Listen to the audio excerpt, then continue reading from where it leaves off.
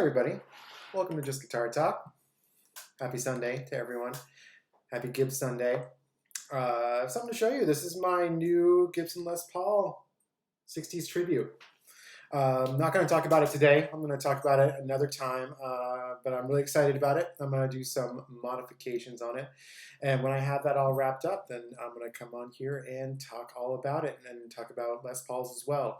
But today I wanted to talk about practicing. I was pretty inspired to talk about this subject today. At first it may seem a little mundane, a little boring, but for me, practicing is fun. It's because to me, there's no difference between practicing and just playing the guitar. For me, every minute, every hour that I log on this thing, whether it be just messing around or really kind of hardcore working on technique or tone or anything like that, to me, it's all the same. It's all just hours that I'm logging towards, hopefully working on mastering the instrument. And so I wanted to talk to you about my theories and my practices regarding practicing and, what I've learned over the years. Now, I'm not a guitar teacher by trade. I have taught guitar in the past and I enjoyed it, but I never made that a full-time job or, even a part-time thing. I did it every once in a while, if I thought, I had the time and I'd like to, just pass on what I've learned. But, guitar teaching is not typically my thing that I've done in the past. So, just treat my advice and, my thoughts as what they are. It's just talk and this is coming from me and this is my personal experience. But anyways, I think it's all good. I think as long as you're playing guitar every day, then you're on the right path. And as long as you're not looking at it as work and it's just something that you like to do, then that's great. Now, I like playing music, playing songs, and I also just like doing mindless exercises, mindless repetitive exercises. And one thing that I do religiously every single day is this exercise.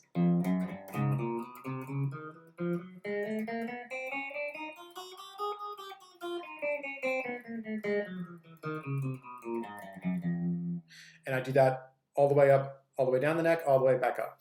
And I do that every single day. I just feel it's something I've always done. It's basic. It uses all your fingers and I go slowly as well. It's not about speed. I want to make sure that I'm doing it right. I want to make sure that I'm hitting every single note and that it rings clearly. And I find that it helps me. And when I used to play gigs, I would make sure I do that too. It just really loosens things up. And one thing that will discourage you from playing guitar is if you sound terrible. You'll become frustrated and you'll be like, this sucks. I don't want to do that. So rather than just, picking up the guitar and being like, just launching right into it, I like to loosen up and, just get comfortable first. And that way, I'm not going to screw everything up right when I first start, I follow Nita Strauss, Hurricane Nita. She plays guitar for Alice Cooper. And she talked about doing stretches. She said she never plays a note before she finishes stretching. And I think that's really good. And though I don't stretch every time I pick up the guitar, I do every once in a while. I just kind of like extend my hand and then do this, while looking the other way. Then I stretch this hand out too. And, it's good, especially as you get older. Stretching just helps everything, right? It helps everything. You got to stretch, you got to do it. But I do find that it helps. It helps, because if, especially with this arm, if I'm like this all the time, you get some kind of like tennis elbow-y thing happening, and so I just like to stretch everything out, and I do like to, just go like that as well, pull like that. Nita Strauss also did mention doing that as well. And I find that helps quite a bit, So yeah, I do that, not as often as I should, not every time I pick up the instrument, but I do it often. And I do that exercise every single day. And some other things that I do, I always want to make my fingers comfortable doing things that are uncomfortable. So alternating, for one thing, is like alternating between my pinky and my ring finger. Like it's super to do between your index and your middle finger, but alternating between the pinky and the ring finger. One exercise that I do that helps out with this is, whoops, sorry. I'm going to do it right.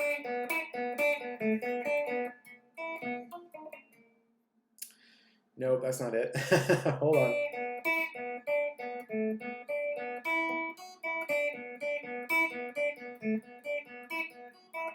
That's it. Okay.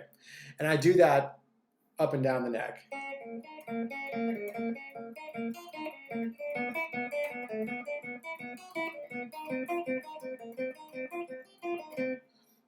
And that helps me with my coordination and alternating between the pinky and the ring finger, because I think we find that our pinky and our ring fingers aren't often as strong as our middle and index fingers. And a lot of people forego using the pinky altogether, just be like, they say, well, it's not as strong, so I use my ring finger.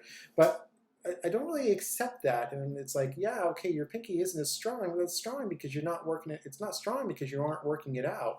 But again, that's just for me. And, if I've got this finger, I want to use it. You know what I mean? So I do all the bends with my pinky finger if I can. I want to make sure that's getting a good workout. But, for you, if it's easy for you to do bends with your ring finger, then, practice doing bends and everything with your ring finger. So that's what I like to do. I like to do practices that build up strength in my fingers. Another one that I like to do, and again, I might screw this up just because it's hard to do, is this right here.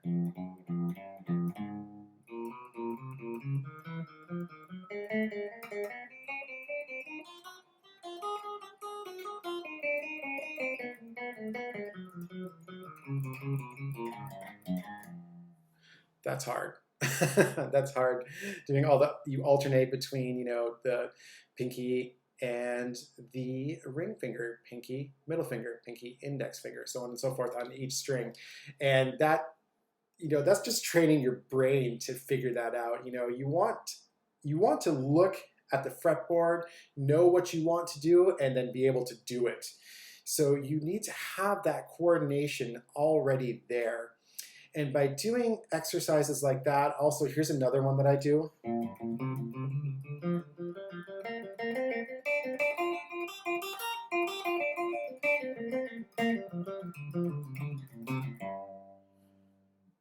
It's kind of like a pull off and alternate picking down the pentatonic minor scale. And I'll do it, I'll move up to the major scale.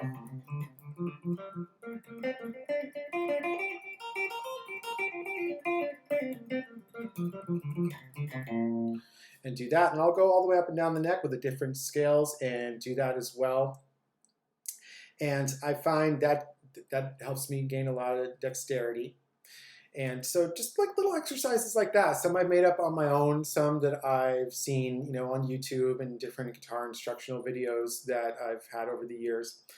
And I just think they're kind of fun. And, sometimes when you sit down to practice, you just don't know what to play. You know what I mean? You don't want to, practice songs, or, maybe you're tired of learning licks and you want to play, but you don't know what to play. So I'll definitely do exercises like that. Just because I feel that when I go to learn later, having done exercises like that, my dexterity and coordination is already built up and I've already kind of honed that. So it helps me learn licks easier by, practicing things like that all the time. Another thing that people should practice are scales. You have your pentatonic scales and you also have your modes. So I do practice my scales quite a bit. I have, Daniel Donato had a great video on YouTube about switching, practicing scales, switching from minor to major. And I'll show you an example. I'm going to start with the minor pentatonic in G, and then I'm going to switch over to the major towards the end.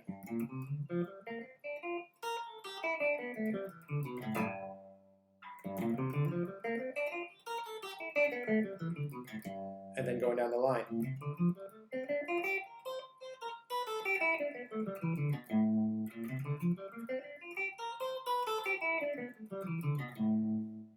and then just going all the way up and down the neck and switching between minor and major, major and minor, switching it up, and confuse your brain and make you react and, go slow. That's one thing that we hear a lot, but we don't really take it to heart, is that you need to crawl before you can walk. You need to walk before you can run. And sometimes we have to play these things painstakingly slow. I didn't have one guitar teacher when I first started out. I just learned from a bunch of people, but from a person who gave me a couple lessons. They said, always go painstakingly slow at first. And I took that one word to heart, painstakingly. So, so slow that you can't take it. But it's true. You have to move at that super slow speed before you can get up to a slow speed, and then to a normal speed, and then hopefully fast. So talking about that, do you practice with a metronome? Do I practice with a metronome? I'll tell you what, I don't practice with the metronome as often as I should. And I really wish that I had that discipline, just kind of drilled into me when I was younger to, always play with a metronome. If it's one thing I've noticed about guitar players who practice with a metronome, when they're playing super fast, it kind of looks like they're playing slow. And there's a lot of people who are also fast, but you can tell did not practice with the metronome, because it looks like they're trying really hard and like they are going super fast, but it doesn't look effortless. And I feel like the true masters are people who make things look effortless. And if you practice with the metronome and you slowly build that up over time, as difficult it is as that is to do, when you finally get to that point where you are going at super fast speeds, you're going to make it look effortless. And that's better than somebody who can also go at that speed, but just looks hard, looks difficult. You know what I mean?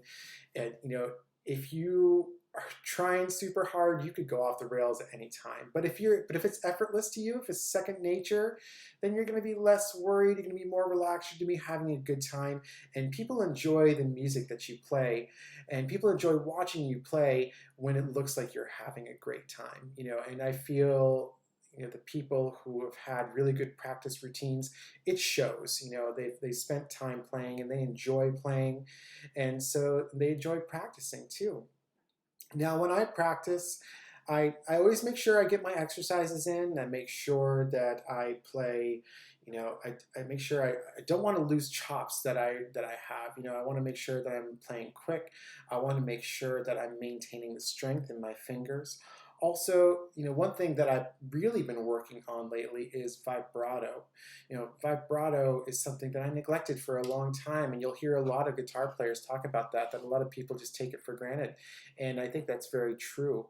So, one thing that I would encourage is to, and a lot of other players will say this too, is to find somebody who, you like, that you really like their vibrato, and emulate it. And, even if you are going quick, just make, your vibrato nice and slow and smooth, even if it's a really, like something quick, still make that vibrato slow and smooth. You know what I mean? That's what it's all about. Just kind of gives you that wave that you have to ride. And that's something that you have to practice. And a lot of things that I practice are things like that, getting that sound that I want. I have to think about the sound that I want and what I want to achieve. So I focus on those things. And another thing that really helps me out with that is recording myself playing. And, I'm talking about a video, not just sound, but video. And whenever I post videos to YouTube or to TikTok, Instagram, I record a bunch of ones, and, of course I pick the best one. I don't always nail it on the first try. I wish I did. But it's good to observe your playing so you can see where you're going wrong, because when you watch yourself back on video, you see and hear things that you don't see and hear when you're playing the guitar. Because when you're playing the guitar, hopefully you're in the moment and you're just expressing yourself 100%. You may not be aware of what's going on totally. So it's nice to watch what you're doing on video afterwards, and you get that real perspective of what you're sounding like, what's working, what's not working, what you need to work on, and you can look at a bunch of different things, not just how you're playing something, what's the position of your hands, are you holding the pick the right way, are you holding the guitar the right way, are you standing up straight, are you, make sure that you have your hand around the neck properly. There's lots of things to pay attention to, and you should really be aware of yourself whenever you're practicing and whenever you're observing yourself on video or even, audio recordings. So that really helps me just, make sure that I do that and just really pay attention to what I need to work on, because, I want things to sound good and I want to get better too. That's the most important thing. Is if you want to get better, then you will make practicing a priority, because, there's a lot of other things that are fun. You know what I mean? Just jamming is fun for sure, and buying gear is fun, and looking at gear online is fun.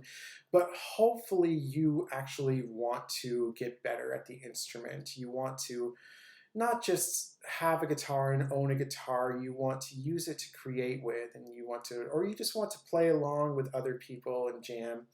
That brings me to my next thing. I really find that playing along to jam tracks is a great way for me to practice scales. It's a great way for me to, learn scales, learn how they sound, how they feel with music being played, and, it really helps me to improvise. So you could find so many great jam tracks online. I really like this one channel on YouTube called Petti Backing Tracks, and they're fantastic. I have a playlist on my channel, jam track playlist, which they are heavily featured, and that guy makes some awesome jam tracks. And I bought some off of Bandcamp as well, and I encourage you to do the same. They're so good to play along with, and I've actually even used a lot of those backing tracks, busking in the street, and it's a lot of fun. So yeah, do your exercises, the mundane, boring, repetitive exercises, because they will make things easier for you down the line. Practice your scales, practice playing your scales in different positions all the way up and down the neck. Also, practice switching scales between major and minor. Practice playing chords. Practice strumming. Practice your fingerstyle technique.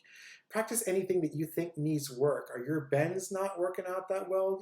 Take a day and focus on bends. Don't take a whole week and do it, because then you'll just become frustrated and bored with it. So, it's just like workout routines. It's going to be a lot better, and you'll be more invested if you mix things up.